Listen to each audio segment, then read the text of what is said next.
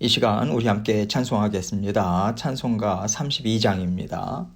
찬송가 32장 만유의 주제, 우리 함께 32장 찬송합니다. 만유의 주제 존귀하신 예수 사람이 되신 하나님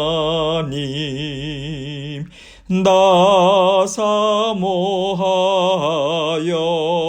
영원히 섬길 내 영광 되신 주로다. 화려한 동산 무성한 저수모 다 아름답고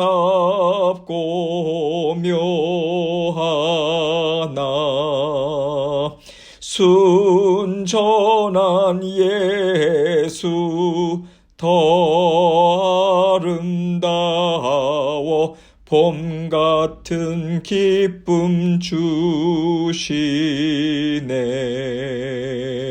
광명한 해와 명랑한 저 달빛 수많은 별들 빛나나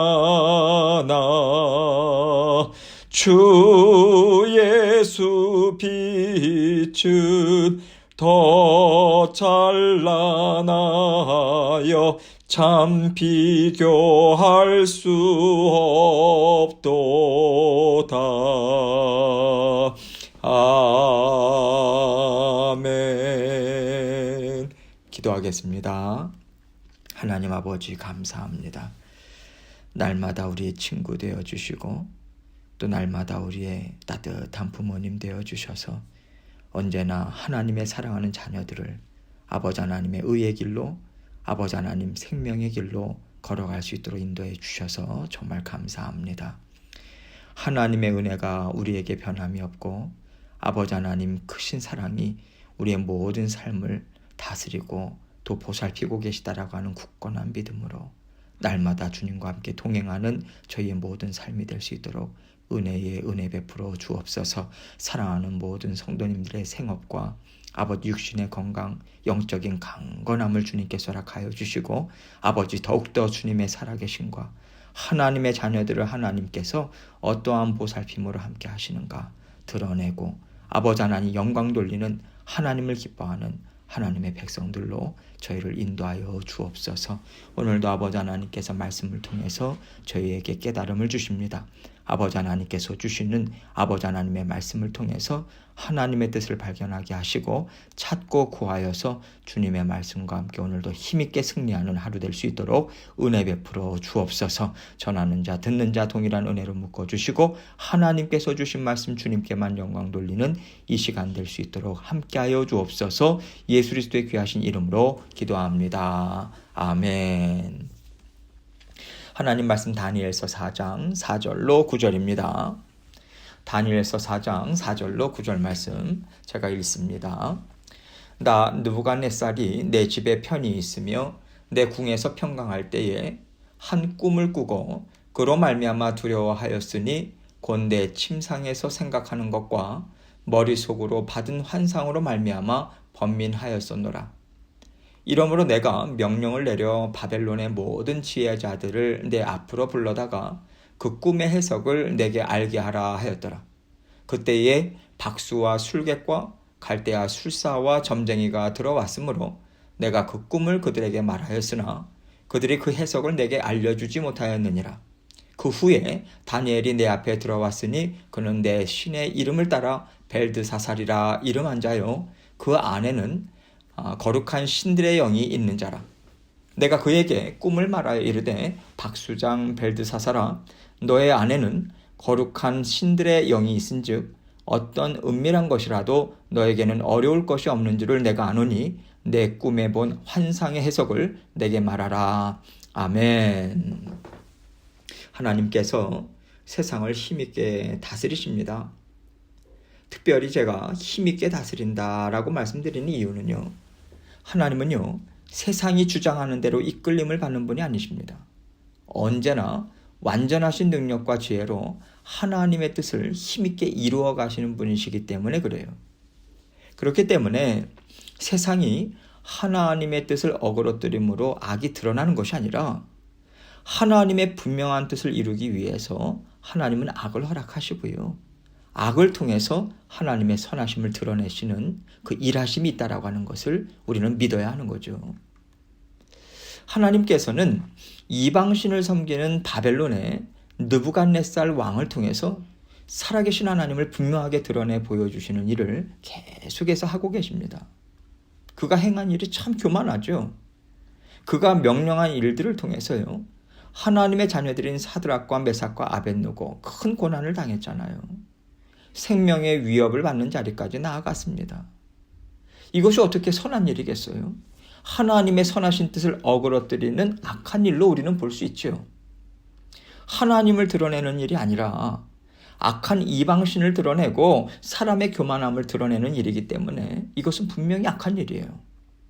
그 일을 통해서 하나님의 자녀들이 생명의 위협과 고난을 받는데 결국 하나님께서 그 일을 통해서 하시는 일이 무엇입니까?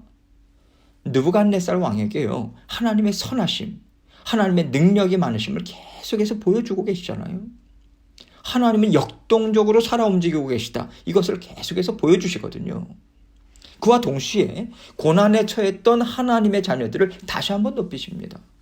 하나님의 말씀, 그리고 하나님의 성품이 어떠한가 이것을 드러내는 통로로 사용하시는 거죠. 그래서 하나님을 대적하는 일이니까 이것은 악한 일이다. 자녀들의 생명을 위협하는 일이니까 정말 좋지 않은 일이다. 여러분 이렇게 우리 차원에서 선한 일, 악한 일 이렇게 판단할 것이 아닌 거예요.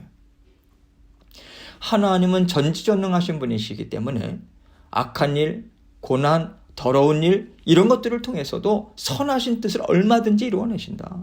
그래서 온 세상의 주인은 하나님이시고 하나님 외에는 두려워할 것이 이 땅에 없더라. 모든 자녀들이요.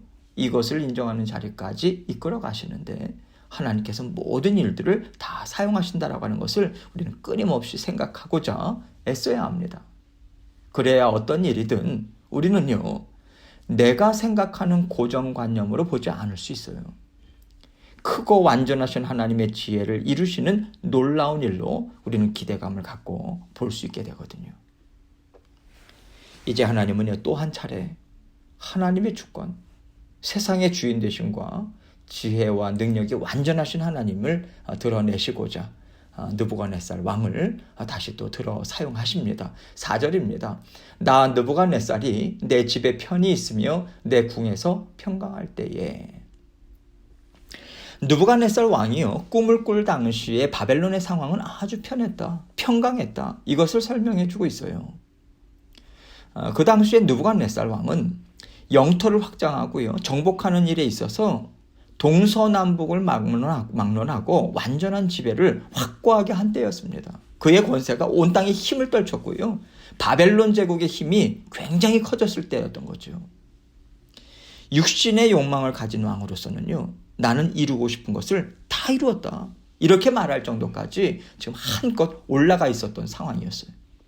그때 그가 한 꿈을 꿉니다. 5절입니다. 한 꿈을 꾸고 그가 그로 말미암아 두려워하였으니 곧 내 침상에서 생각하는 것과 머릿속으로 받은 환상으로 말미암아 번민하였노라. 육신적으로 봤을 때 모든 것이 흘러넘치고요.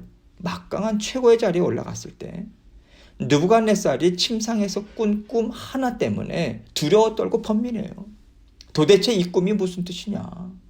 나에게 무슨 일이 일어나려고 그러는 건가? 미래에 대한 두려움이요. 엄습하고 있다는 뜻이죠. 6절로 7절입니다. 이러므로 내가 명령을 내려 바벨론의 모든 지혜자들을 내 앞으로 불러다가 그 꿈의 해석을 내게 알게 하라 하였더라. 그때에 박수와 술객과 갈대아 술사와 점쟁이가 들어왔으므로 내가 그 꿈을 그들에게 말하였으나 그들이 그 해석을 내게 알려주지 못하였느니라.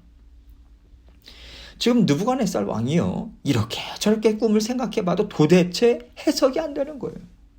그러니까 왕이 바벨론의 모든 지혜자들을 부르는 거죠. 여러 방면에 박식하고요, 지식이 능통한 최고의 학자들, 이들을 불러내요. 뿐만 아니라 귀신들과 접해서 점을 치는 사람들까지 다 부른 거예요. 그런데 이번에는요, 느부갓네살이 자신이 꾼 꿈을 직접 얘기를 해줍니다. 내가 이런 꿈을 꾸었다. 도대체 무슨 뜻이냐? 그것을 물었는데 그 누구도 무슨 뜻인지를 전혀 모르는 거예요. 실마리조차 풀지 못합니다. 그러자 이제 마지막으로 다니엘을 부르죠. 8절입니다. 그 후에 다니엘이 내 앞에 들어왔으니 그는 내 신의 이름을 따라 벨드사살이라 이름한 자요, 그의 안에는 거룩한 신들의 영이 있는 자라. 내가 그에게 꿈을 말하여 이르되. 꿈을 해석할 만한 모든 사람들을 다 불렀는데도 모르니까 이제 마지막으로 다니엘을 부른 거죠. 다니엘을 지금 무엇이라고 묘사하고 있습니까? 그의 안에는 거룩한 신들의 영이 있는 자다, 이렇게 얘기합니다. 느부갓네살 왕은요, 다니엘이 한 분 하나님을 모시고 있다라고 하는 것을 알고 있거든요. 그런데 이렇게 표현하고 있는 것을 통해서 우리가 알 수 있는 것이 있습니다. 느부갓네살 왕이요, 자기도 모르는 사이에 하나님께서는 삼위일체 하나님이시다, 성부 하나님, 성자 하나님, 성령 하나님께서 하나 되어 동행하시는 분이시다라고 하는 것을 고백했다고 우리는 볼 수 있는 거죠. 9절입니다. 박수장 벨드사살아, 너의 안에는 거룩한 신들의 영이 있은즉 어떤 은밀한 것이라도 너에게는 어려울 것이 없는 줄을 내가 아노니 내 꿈에 본 환상의 해석을 내게 말하라. 박수장이라고 말하는데 이것은 다니엘이 학자들이나 점쟁이들이나 지식에 능통한 모든 사람들의 우두머리였다, 이것을 알려주고 있어요. 느부갓네살은요, 너의 안에 거룩하신 하나님의 영이 있지 않느냐, 무엇이든지 아시는 전지전능하신 하나님을 의지해서 이 꿈을 해석해서 나에게 말해달라 요청하고 있습니다. 우리는 이후의 내용을 다 알고 있죠. 하나님께서 다니엘로 하여금 왕의 꿈을 하나하나 다 풀어주게 하시고요, 꿈을 풀어준 그대로 느부갓네살 왕은 삶을 살게 됩니다. 또 한 번 하나님은요, 느부갓네살을 온 세상에 높이신 후에 이 가장 높은 왕을 통해서 전지전능하신 살아계신 하나님을 드러내는 일을 하시고자 사람의 지혜로는 풀 수 없는, 악한 영도 도대체 깨닫지 못하는 신비로운 꿈을 그에게 보여주셨습니다. 그리고 다른 사람들은 감히 접근도 하지 못하는데요, 하나님의 영을 가지고 하나님께서 지명해서 부르신 다니엘에게만 꿈이 무슨 뜻인지 하나님은 알려주신 것이죠. 이것은요, 그 시대의 가장 큰 강대국이 힘없고 연약한 이스라엘 민족을 다스리고 있는 상황에서 이 연약하고 보잘것없는 하나님의 자녀들이 하나님 앞에서 얼마나 존귀한 존재인가, 이것을 지금 드러내 보여주시는 것입니다. 하나님께서 친히 드러내 주시는 거죠. 너희가 짓밟고 있는 연약한 이스라엘 백성들이 너희가 보기에는 비천하고 보잘것없이 보이지만 이들은 왕 되신 하나님을 아는 하나님의 백성들이야. 하나님의 온전한 사랑을 받고 있는 하나님의 자녀들이야. 그러니 너가 이 하나님의 자녀들을 나를 섬기듯이 귀하게 섬겨야 하지 않겠느냐. 하나님께서는요, 느부갓네살 왕에게 이 심정을 심어주시는 일을 하고 계시는 거죠. 그동안 하나님은요, 느부갓네살 왕에게 다니엘 그리고 세 친구들을 통해서 하나님의 엄청난 지혜와 능력, 그리고 하나님의 백성을 얼마나 사랑하시고 존귀히 여기시는가 보여주셨습니다.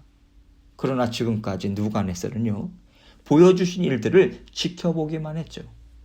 아, 저 하나님은 그렇구나. 마치 책으로 읽거나 다른 사람에게 전해 듣는 것과 같은 상황에서 그는 하나님을 체험했던 거예요.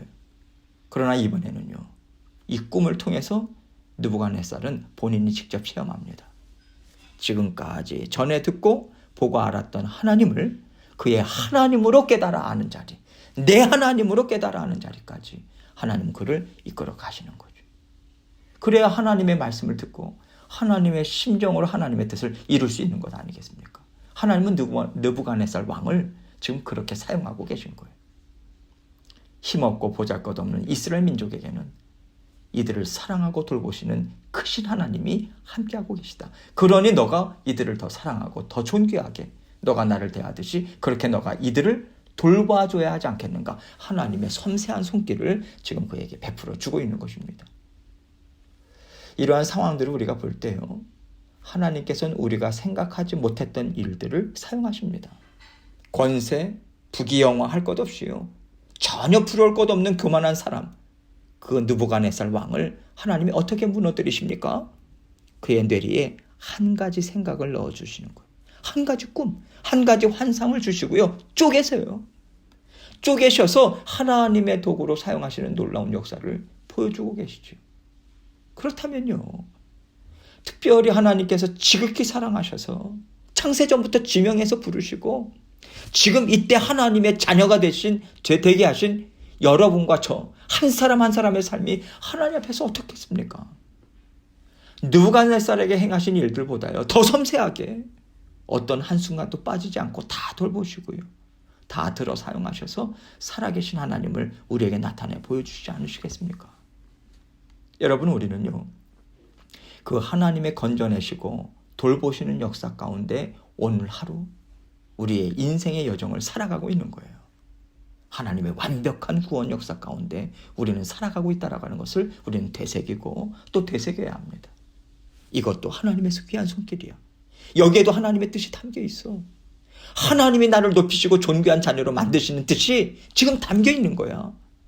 이 충만한 은혜를 받아들이는 심령으로 우리에게 나타나는 한 가지 일들을 다 받아들이고 그렇게 해석해야 되는 거예요. 여러분, 해석을 잘해야 돼요. 하나님께서 앞으로 느부갓네살 왕에게 이루어 주실 꿈을 보여주셨지만 해석을 못하면 다 소용없잖아요. 우리도 마찬가지입니다. 하나님이 우리에게 허락하신 일들, 우리 마음에 주시는 심정들 하나님의 지혜로 해석해야죠. 성령의 도우심으로 해석할 줄 알아야 돼요. 그 해석은 반드시 하나님의 말씀 안에서 이루어져야 합니다. 내 생각, 세상의 말, 세상의 가치, 세상의 생각들, 이것 가지고 해석하면 안 돼요. 말씀 안에서 하나님이 허락하신 일, 나에게 하나님께서 주시는 마음들, 심정들, 이런 모든 것들을 말씀을 통해서 제대로 해석하고 하나님이 주시는 분별력으로 성령께서 주시는 도우심으로 우리는 모든 일들을 이루어 가야 합니다. 하나님은 모든 것을 다 허락해 주세요. 이 모든 일들을 허락해 주십니다. 우리에게 하나님의 심정을 주세요. 그리고 일을 허락하시죠. 거기에는 반드시 말씀 안에서 우리에게 깨닫게 하시는 하나님의 은혜가 있을 것입니다. 그 깨달음을 통해서 우리는 하나님과 동행하는 거예요. 아, 이렇게 크신 하나님이시구나. 나의 하나님이 하신 일로, 나에게 주신 일로 나를 하나님께서 빚으시고자 하시는 귀한 하나님의 손길로 우리가 체험하고 또 증거하고 이러한 자녀로서의 삶을 우리는 살아가야 하는 거죠. 그래서 우리가 어떻게 하나님이 하신 일을 해석할 것인가? 해석이 정말 중요하지 않겠습니까? 해석은요, 영적으로 깨어있는 자만이 할 수 있습니다. 말씀을 굳건히 믿고 의지하는 자들이 제대로 해석할 수 있는 거예요. 언제나 말씀 안에서 하나님의 선하신 성품을 통해서 해석하시고요, 하나님의 뜻을 이루는데 오늘도 힘있게 동참해 나가시는 저와 여러분이 되시기를 주님의 이름으로 축원합니다. 함께 기도합니다. 우리의 많은 일들이 있어요. 때로는 낙심되는 일들도 있죠. 이해가 되지 않는 일들도 있습니다.